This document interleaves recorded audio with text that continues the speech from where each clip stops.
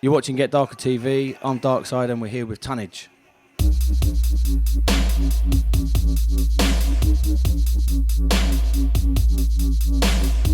Right, it's Tunnidge, how are we doing? Yeah, good, thanks. Busy? Yeah, increasingly so that's good. Right, I've got loads of questions to dictate to you. You ready? Yeah, go for it, mate. Right, first off, dubstep. You got a little bit of involvement. I have. Where did it start? Where did I start getting involved? Maybe about 2005, I think.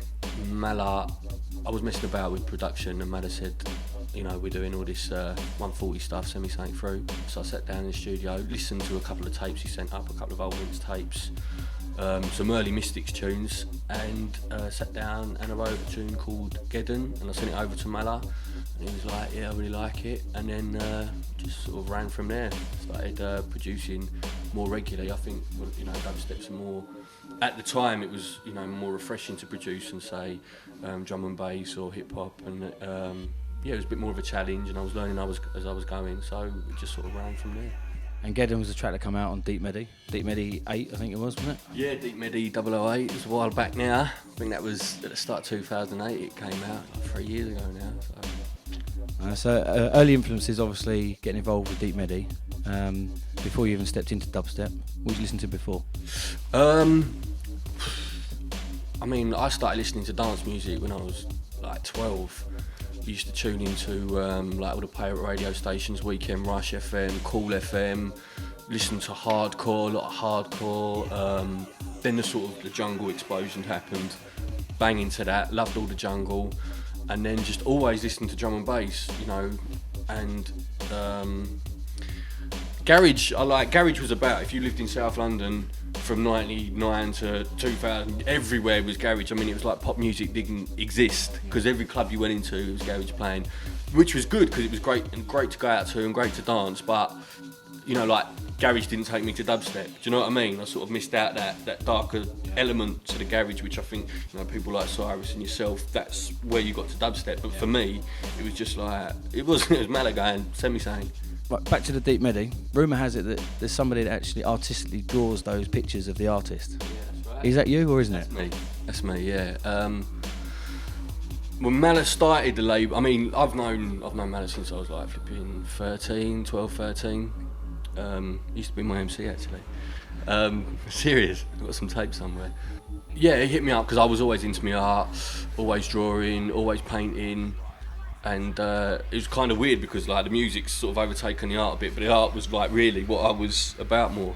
And he hit me up and he said, look, you know, I'm putting this label together, I've got this tune by Chrome Star that I want to put out. And he said, you know, I'm thinking portraits.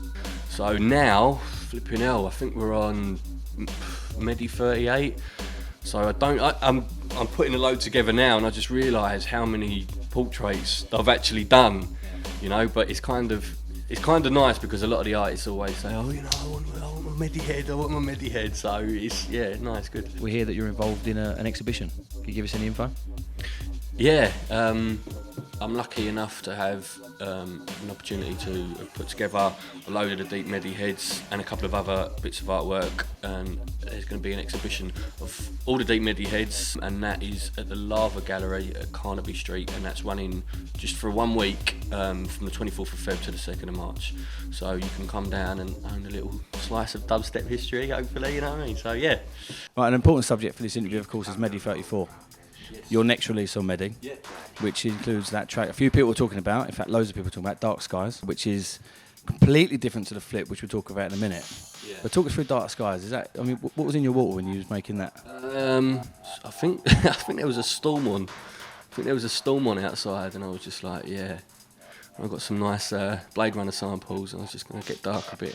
Yeah, and it quite surprised me. Is, you know, like people really picked up on it. I think again, it's built. When you hear it on a system, I think it brings hopefully a whole new sort of, you know, aspect to the tune.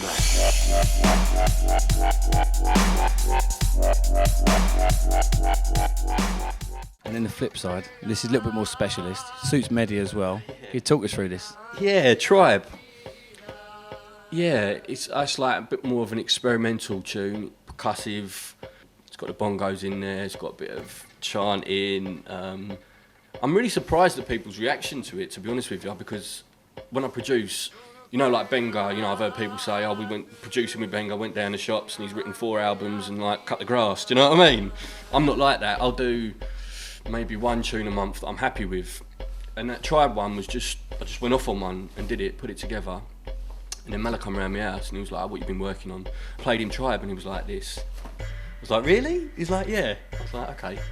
I sent it out to a few people because it's such a sort of specialist tune. I don't think it's got as much airplay or attention as Dark Skies, but you know, like it's got a really good reaction from the more sort of like underground heads. I know Joe Nice played it at Dub War and it got rewound, which surprised me. Right, so moving on from this release, which is out now, by the way, out in stores now, right? It is, yeah. What's next? Lots, actually, I'm pleased to say. Hard work seems like it's starting to pay off. This year, hopefully, I've got another couple of projects, hopefully, that's going to materialise with Deep Medi. Chest plate, I'm going to be repping very hard from now on. Boca, maybe a little something on there. Just hopefully making more music, be consistent with my production, more DJing, go to a few more countries, you know, hopefully that.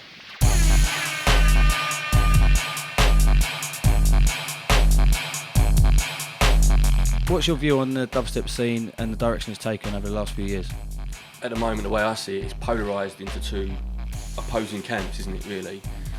You've got the sort of like the higher mid-range, more dance floor orientated stuff, and then you've got the more original sounding stripped down stuff. And the mid-range stuff has just gone nuts. It's gone through the roof. Everyone loves it. Not everyone. The kids love it. You know. To be honest with you, I don't play that in my set. I haven't got a problem with it. When I'm out and I listen to it, I don't mind. But it kind of, me personally, it grinds me a bit after an hour. Yeah. But at the same time, you know, for the younger generation, this is their jungle music. This is their drum and bass. You know, that was like, they want that to go out and dance to, and it's weird because dubstep's become the antithesis of what it started out to be. It started out to be sort of stripped down, more challenging, more intellectual music. But because of the buzz surrounding it and people jumping on it, I suppose it got watered down to an extent because at the end of the day, it's dance music. And people do want to go out and dance. But from a personal point of view, it doesn't bother me because I know, well I hope, that the stuff, you know, like me, Jay, Cyrus, particularly Distance produce, you know, that's my angle. I think we can make music that fits. I can go out and I can put a deeper element or something a bit more experimental into the music. But when you play it on a dance floor, it can stand up and it works and it goes off. No, Distance is the king of that. You go to a Distance set, it goes off. So, to me, I think, you know, we're carving out a nice little niche in the middle, you know? So, best of both worlds. Get the kids moving and keep the people that are looking for something, you know, a little bit more, keep them engaged as well. Right, so other releases, of course, from Tunnidge have been on Deep Medi 08, then it was Boca as well, and then there's also been Origin Audio, Deep Medi again coming up, which is out now, and Chest Plate, of course, 7 Breaths. A question for you, on the spot, GetDarker recording. Of course. Right, coming soon. yeah, definitely. Right, Tunnidge, thanks for catching up with us at GetDarker TV. Always a pleasure. My pleasure, mate. Thank you very much.